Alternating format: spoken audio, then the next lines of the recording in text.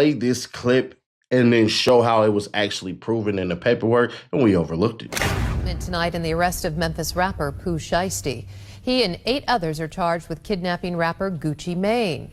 Shiesty's father, Lontrell Williams Sr., and another Memphis rapper known as Big 30 appeared in federal court today.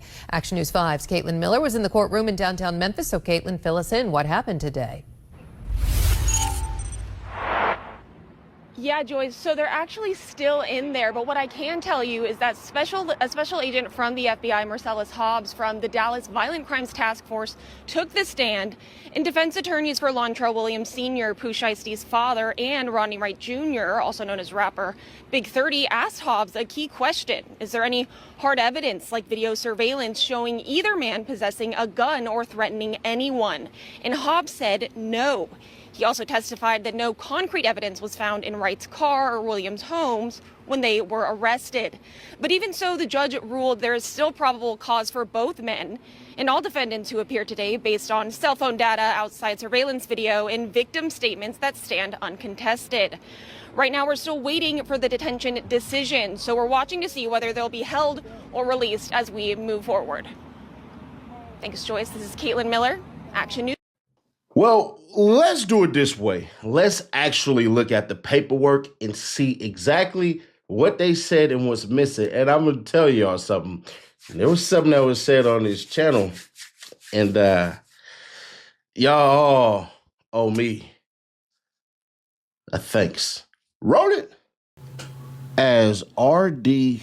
and Williams Jr., Williams Sr., and Wright exited the recording room. The remaining subjects, Waters, Rogers, Johnson, Glover, McDaniel, and Gibson, produced handguns or AR/AK style pistols and began to demand property from BP and MM. BP was pushed onto the couch in the control room, while an individual known to BP as CMO Damn Fool, Ed, part of Williams Jr.'s crew, later identified as Rogers, searched his pockets and stole his wallet. BP's chain and a necklace bearing a moniker 1017 were stolen from his neck by another subject he knew as Grizzly 375, later identified as McDaniel. During the robbery, McDaniel repeatedly, we're going to read this real quick.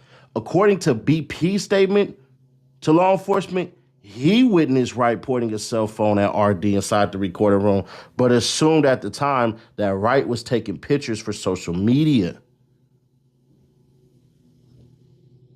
Threatened to shoot BP for moving, but Williams Jr. instructed McDaniel not to. BP further identified an individual he knew as Baby Slime 375, later identified as Johnson, as being involved in the kidnapping and robbery, and that during the control room robberies, Johnson possessed a firearm and held BP and others at gunpoint. Both MM and BP identified an individual they knew as KD, later identified as Waters, as also being involved in the kidnapping and robbery, possessing a firearm and holding them at gunpoint. MM was choked from behind to the point of nearly losing consciousness during the kidnapping and robbery, resulting in scratches on his neck and wrist below. His Rolex watch, a Louis Vuitton bag containing multiple high-dollar watches, Apple AirPod headphones, and his wallet at gunpoint by Glover. MM confirmed his Louis Vuitton bag, AirPods, and wallet each had an Apple AirTag, a location tracking device attached. MM later told law enforcement that he was able to identify his robber by the Instagram handle Twin CMO, later identified as DeMarcus Glover. MM provided investigators screenshots of the last recorded locations of the Apple AirTag, specifically the last location for the AirTags on the Louis Vuitton bag and AirPods was off the Dallas, and then it's going to basically do some other shit. But as the altercation inside the control room ensued, Wright walked over to the studio door of the lobby, closed it, and blocked it with his body, preventing the victims from leaving. CW and TD, the victim's security guards, watched Wright barricade the door and attempted to force their way into the control room, but were prevented from entering with handguns drawn. CW and TD managed to partially open the door, but recognized that they were outnumbered by the armed target suspects. RD was pushed onto the couch in the control room, causing the victims to believe they were going to be executed. Williams Jr. placed the barrel of a firearm to the back of BP's head and ordered him and RD to leave the room and the studio through the west entrance of the office building. RD then instructed CW and TD to escort them to their vehicle. As the victims left, MM turned to Williams Jr. and asked him if they really were taking his watches. It took my rings, it took the Rolex. I looked at the brother and said, damn, what's next? Based on the later recovered surveillance footage, the target suspects left the studio and the office building through the east entrance at approximately 4:48 p.m. Yeah, I thought I spent some money that was lied to, and it turns out no. And it turns out I'm gonna have to put out a video that's gonna piss the internet off. If you listen closely to that last freaking bit of courtroom / BS they was on, there's that. But I assumed that they were going to do certain things that they actually didn't do. Pooh Shiesty and them might be the lucky sons of bitches that ever existed, because just off these charges. So here you go right here, right? Everybody in here is charged with kidnapping, conspiracy to commit kidnapping. 18 USC 1201A and 18 USC 1201C. Now remember, as we discussed in the last video, those carry life sentences. My whole entire argument was, where in the world are the freaking gun charges? So there will be robbery and all that crap on the second superseding indictment. But as it stands right here, the reason why there wasn't, and they just basically finna rush off hearsay anyways, is because they could never prove it. So it says, I, the complainant in the case, state that the following is true to the best of my knowledge and belief on or about the dates of January 10, 2026 in the county of Dallas in the Northern District of Texas. The defendants violated those codes. So yeah, we had to look at this all over again. And bro, what a mind-boggling thing. That's not enough for a conviction. No. All they have is after. They don't have the crime on camera.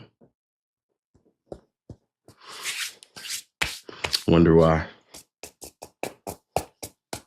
That nigga's mad at me for having a damn panic attack. I'm like, I did. So now, the charges look like they gonna be working. Pooh Shiesty has to do this. I feel like my homegirl when I say, I'm not a lawyer, but Pooh Shiesty and them gonna have to mess around and get a speedy trial. They need to put this in motion now. Don't wait on it. Don't do anything. None of this crap. Hey, you need to get on the jack. You know what I'm saying? All of this shit, your homeboys need public defenders, whatever they got to do. This needs to happen now. All that's going to end up happening is theft, assault, robbery. That's about it. His homeboy is going to be screwed out, but who's to say that they actually did this? You're going off of words. If we going to battle this out, bruh, I'm sorry. Where's the actual proof? See, it's not about what you know, it's what you can prove. So yeah, one of those individuals, all of these individuals and all this crap and everything like that, bruh. It seemed like the Sadie Nash first story is the more believable story. Because they can't prove shit. Yeah, y'all proved there was a business meeting and things were supposed to be set up and all this shit and everything. But y'all don't have that footage. Y'all got hearsay. Now, hearsay is enough to get people convicted. Go check out Scott Peterson and Lacey Peterson for that murder that happened in California. Hearsay is enough to get you convicted, but it better be some damn good hearsay. Has to have other factors. Right now, we need that speedy trial. We need that speedy trial. We need that speedy trial. I know y'all wonder, Nash, why is you throwing up the 6th? That's your 6th Amendment right. Speedy trial. The feds overplayed it. So, time to do the remix. FDO, first day out, and now my contract.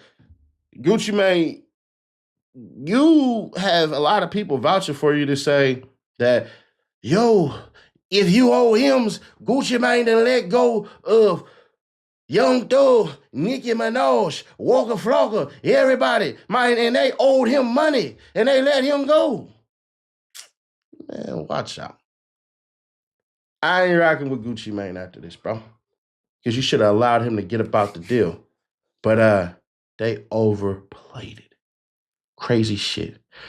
All right, Court Reacts TV. We have came to the end of this video, guys. And like I said in every video, this is all allegedly. But leave your guys' comments down below and what you think so far of what's all been coming out.